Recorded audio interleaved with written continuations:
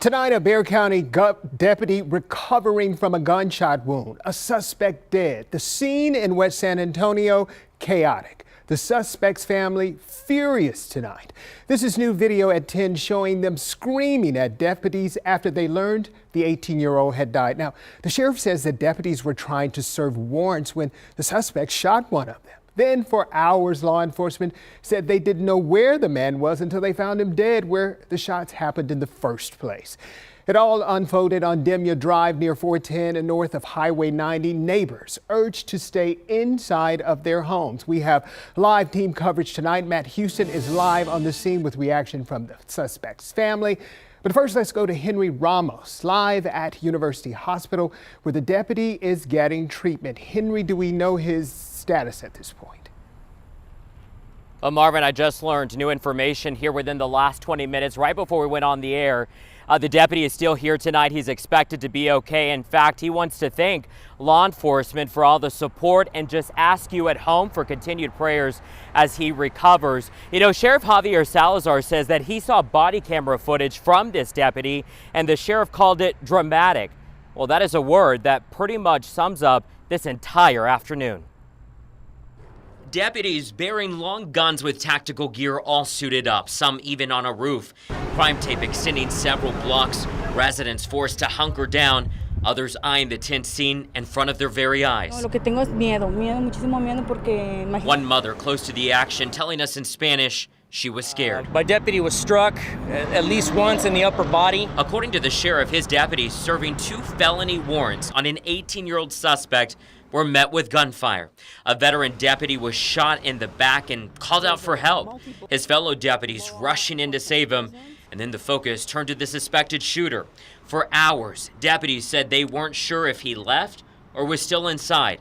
Much of the afternoon, SWAT zeroing in on the home at Demya Street where it all started. Loud bangs came hours after the shooting.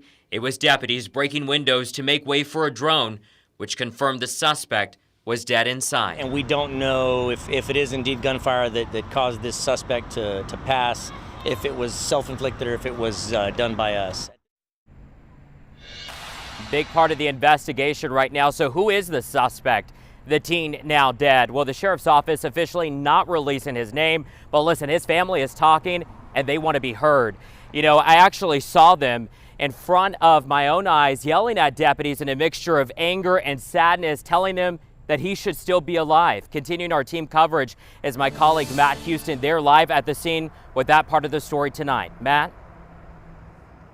Henry, even the sheriff said some of that emotion was understandable, but we can only show you a portion of their response because of the cursing. Now, keep in mind, their response came without a lot of context about what actually happened today. They didn't get to hear the sheriff's explanation about the sequence of events.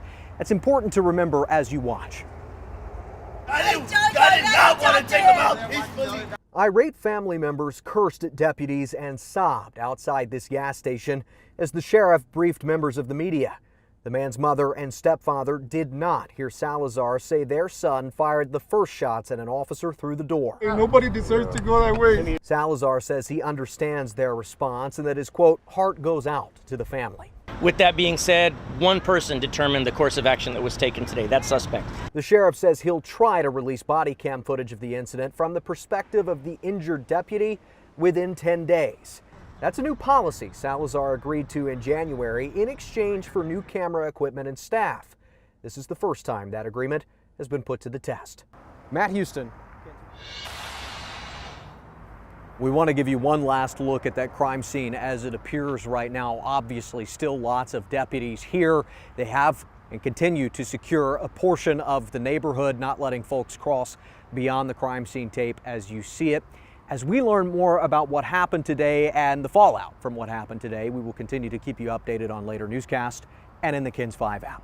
For now, I'm Matt Houston. Marvin, back to you.